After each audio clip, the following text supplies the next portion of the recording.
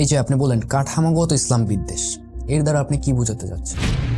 ইসলাম বিদ্বেষ ব্যাপারটা আমরা পশ্চিমা বিশ্বের কনটেক্সটে বুঝি, যেহেতু ওই জায়গার মুসলিমরা মাইনরিটি। কিন্তু বাংলাদেশ মুসলিম মেজরিটির দেশ, এখানে 90% মানুষ মুসলিম। এখানে ইসলাম বিদ্বেষ কীভাবে থাকতে পারে? বাংলাদেশে এত এত সমস্যা থাকার মধ্যে কেন ইসলাম বিদ্বেষ নিয়ে আলোচনা করা এই গুরুত্বপূর্ণ? তাহলে আপনি বলতে চাচ্ছেন বাংলাদেশের সমাজ ও রাষ্ট্রে কাঠামোগত ইসলাম বিদ্বেষ আছে। এর কারণ কি? এটা কোথা থেকে ইনক্লুড হলো? ইসলাম বিদ্বেষ ব্যাপারটা আমরা পশ্চিমা বিশ্বের কনটেক্সটে বুঝি, যেহেতু ওই জায়গার মুসলিমরা মাইনরিটি। কিন্তু বাংলাদেশ মুসলিম মেজরিটির দেশ, এখানে 90% মানুষ মুসলিম। এখানে ইসলাম বিদ্বেষ কীভাবে থাকতে পারে? ভালো প্রশ্ন, কমন প্রশ্ন। এটার অ্যান্সার হলো যে ইসলাম বিদ্বেষকে আপনি শুধুমাত্র মেজরিটি মাইনরিটি দিয়ে বিবেচনা করতে পারবেন না বা বুঝতে পারবেন না। এখানে পাওয়ার ডাইনামিকের একটা ব্যাপার আছে, যে একটা সমাজে বা একটা রাষ্ট্রে কারা ক্ষমতাসীন এবং কারা ক্ষমতাহীন সেটা আপনার বুঝতে হবে। এখানে কারা ডমিনেন্ট গ্রুপ এবং কারা মার্জিনালাইজড গ্রুপ, এটা আপনার বুঝতে হবে। এমনও হতে পারে যে একটা সমাজে যারা ক্ষমতাসীন তারা সংখ্যার দিক থেকে মাইনরিটি, আবার যারা সংখ্যার দিক থেকে মেজরিটি তারা ক্ষমতাহীন। আমি একটা এক্সাম্পল দিই। মনে করেন আমাদের দেশের শিক্ষা ব্যবস্থা নিয়ে বা রিসেন্ট পাঠ্যপুস্তক নিয়ে অনেক ধরনের আলোচনা হয়েছে, সমালোচনা হয়েছে, বিক্ষোভ হয়েছে, প্রতিবাদ হয়েছে, এখনো হচ্ছে ইনফ্যাক্ট। তো এটার কারণটা কি ছিল? এটার কারণ ছিল যে শিক্ষার ক্ষেত্রে বা পাঠ্যবইয়ের ক্ষেত্রে এমন কিছু বিষয় আসছে যেগুলো আমাদের সমাজ, সংস্কৃতি, বিশ্বাস কোনো কিছুর সাথে মেলে না। এখানে আমাদের চিন্তা চেতনার কোনো রিফ্লেকশন নাই। এখানে ইতিহাসের কিছু বয়ান আসছে, এখানে কিছু বিশ্বাস আসছে, এখানে কিছু মূল্যবোধ আসছে যেগুলো মেইনলি পশ্চিম থেকে ধার করে আনা, বা ইতিহাসের একটা হিন্দুত্ববাদী বয়ান ইনফ্যাক্ট এখানে উঠে আসছে। সো এগুলো আসলে কারা ধারণ করে? এই দেশের মেজরিটিকে এগুলো ধারণ করে না। এগুলো ধারণ করে এখানে খুব ছোট একটা এলিট ক্লাস। কিন্তু যেহেতু তারা ক্ষমতার কাছাকাছি বা ক্ষমতা কাঠামোর কাছাকাছি তাই তাদের চিন্তার প্রতিফলন এই ব্যবস্থার মধ্যে ঘটছে। অন্যদিকে আপনি মেজরিটি, কিন্তু যেহেতু আপনি ক্ষমতার কাছাকাছি না, আপনার ক্ষমতা নাই, তাই আপনার চিন্তা, আপনার মূল্যবোধ বা আপনার বিশ্বাসের কোনো প্রতিফলন শিক্ষার মধ্যে নাই। সো সে মাইনরিটি হওয়া সত্ত্বেও তার শক্তি আছে, আপনি মেজরিটি হওয়া সত্ত্বেও আপনার শক্তি নাই। এটা পাওয়ার ডায়নামিক। সো এই ডায়নামিকের কারণে ইসলাম বিদ্বেষ ফাংশন করতে পারে। সো মুসলিম মেজরিটি সোসাইটিতে ইসলাম বিদ্বেষ কীভাবে ফাংশন করে এটা নিয়ে আসলে একাডেমিয়াতে অনেক আলোচনা আছে। এর বাইরেও আমাদের সমাজেই আমরা ইনফ্যাক্ট অনেকগুলো বাস্তব অভিজ্ঞতার আলোকে বুঝতে পারি যে এখানে আসলে ইসলাম বিদ্বেষ আছে। ফর এক্সাম্পল, আমরা জানি যে হিজাব এবং নিকাব করার কারণে অনেক মুসলিম নারীকে হয়রানির শিকার হতে হয় পরীক্ষার সময়, ভাইবার সময়, ক্লাসের সময়। আমরা জানি দাড়ি এবং টুপির কারণে বৈষম্যের শিকার হতে হয় ওয়ার্ক প্লেসে বা চাকরির ইন্টারভিউর সময়।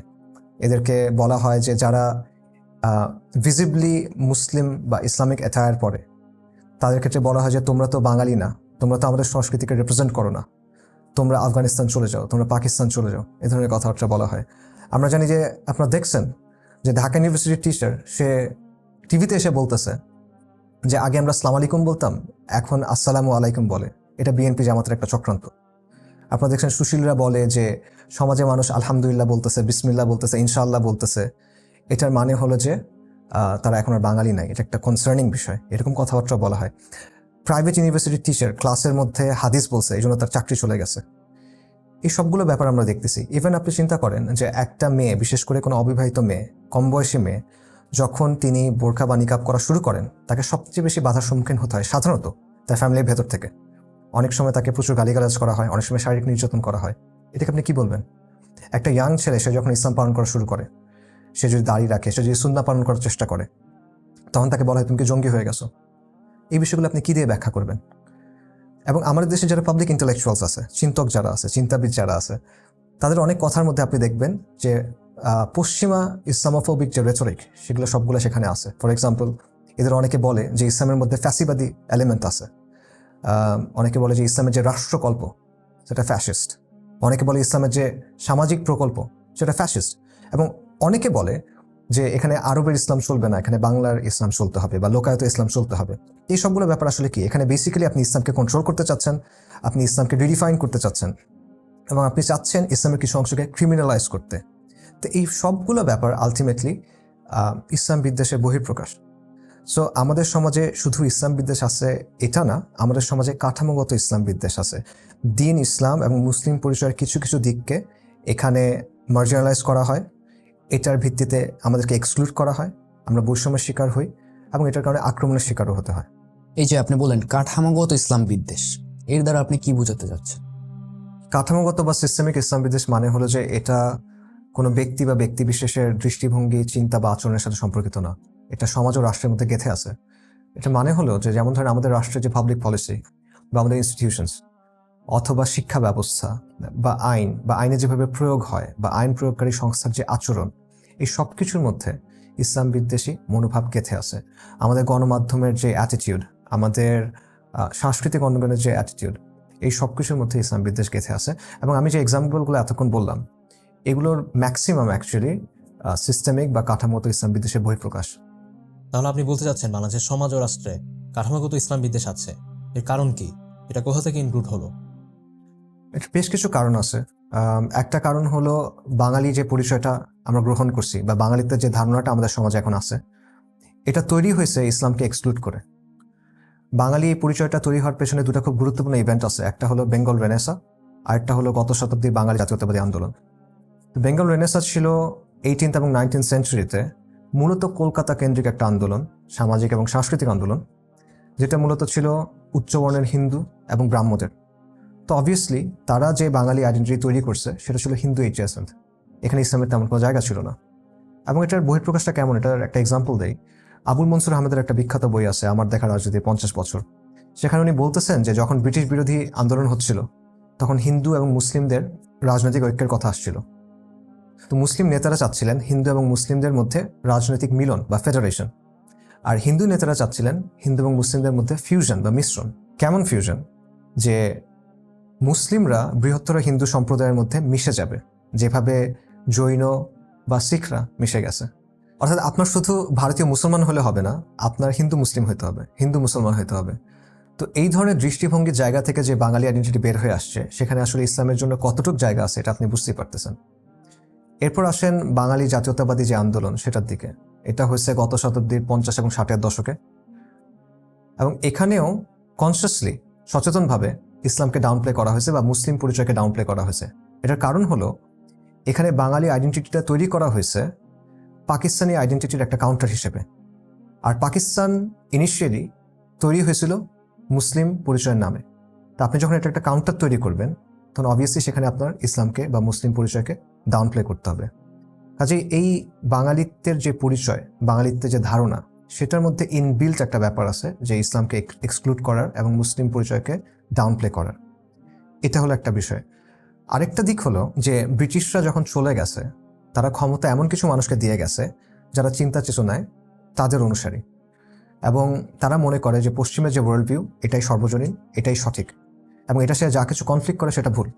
এবং অবভিয়াসলি ইসলামের জ্ঞান তত্ত্ব, ইসলামের ওয়ার্ল্ড ভিউ পশ্চিমের চিন্তা চেতনার সাথে সাংঘর্ষিক। এই কারণে ইসলামের ব্যাপারে তাদের একটা নেগেটিভিটি আছে। আবার তারা বিশ্বকে দেখে একদিকে কলকাতার চোখ দিয়ে, আরেকদিকে পশ্চিমের চোখ দিয়ে। এবং ব্রিটিশদের জন্য ইসলাম এবং মুসলিম সবসময় একটা প্রবলেম ছিল, কারণ মুসলিমরাই বারবার তাদের বিরুদ্ধে বিদ্রোহ করছে এবং এই বিদ্রোহগুলোর ভিত্তি ছিল ইসলাম।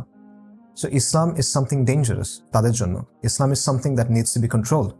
সো এই দৃষ্টিভঙ্গিটা পরবর্তীতে যে সেকুলার এলিট তাদের মধ্যেও চলে আসছে।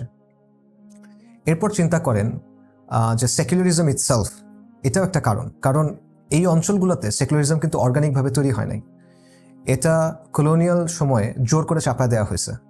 এখানকার মানুষ সেকুলারিজম বোঝে না, তারা সেকুলারিজম অ্যাকচুয়ালি চায়ও না, তারা ইসলাম চায়। আর ইসলামের সাথে সেকুলারিজমের একটা বড় কনফ্লিক্ট আছে। তো সমাজ ও রাষ্ট্রে যদি ইসলাম শক্তিশালী হয়, তখন এটা সেকুলারিজমের জন্য একটা থ্রেট। কাজেই এই সেকুলার এলিট যদি তাদের ক্ষমতা টিকায় রাখতে চায়, তাদেরকে ডেফিনেটলি সমাজ এবং রাষ্ট্রে ইসলামের যে প্রভাব সেটা নিয়ন্ত্রণ করতে হবে। এবং এই নিয়ন্ত্রণ করতে গিয়ে তারা ইসলাম বিদ্বেষী বিভিন্ন মোটিভ, ট্রোপস, ডিসকোর্সেস, পলিসিস ইউজ করা শুরু করে। এর পাশাপাশি ওয়ার অন টেররের কথা চিন্তা করেন। ওয়ার অন টেররের ফলে ইসলামকে পুরো ওয়ার্ল্ডে ক্রিমিনালাইজ করা হয়েছে, ইসলামের বিভিন্ন দিককে ক্রিমিনালাইজ করা হয়েছে। বিশেষ করে আপনি যদি রাজনীতির ব্যাপারে ইসলামের জায়গা থেকে চিন্তা করেন, আপনি যদি ওয়ার্ল্ড কনফ্লিক্টের ব্যাপারে ইসলামের জায়গা থেকে চিন্তা করেন, তখন আপনাকে বলা হচ্ছে র্যাডিক্যাল বা সামথিং ওয়ার্স। এটাও একটা রিজন। সো এই সব কিছু মিলে, এই হিস্টোরিক্যাল কনটেক্সট মিলে আমাদের সমাজে এমন একটা অবস্থা তৈরি হয়েছে যে আমরা নিজেরা অনেক ইসলাম বিদ্বেষী ট্রোপস, মোটিভস, ডিসকোর্সেস, লেবেলস গ্রহণ করে নিছি, বুঝে বা না বুঝে, এবং আমরা নিজের অজান্তেই হয়তোবা সেগুলো ইউজ করা শুরু করছি। সো এই সব কিছু মিলে বেসিক্যালি আমাদের সমাজের মধ্যে ইসলাম বিদ্বেষের ব্যাপারটা তৈরি হয়েছে এবং ব্যাপারটা টিকে আছে। বাংলাদেশে এত এত সমস্যা থাকার মধ্যে কেন ইসলাম বিদ্বেষ নিয়ে আলোচনা করা এই গুরুত্বপূর্ণ? এটা কয়েকটা কারণে গুরুত্বপূর্ণ। প্রথম ব্যাপারটা হলো এটা অস্তিত্বের প্রশ্ন।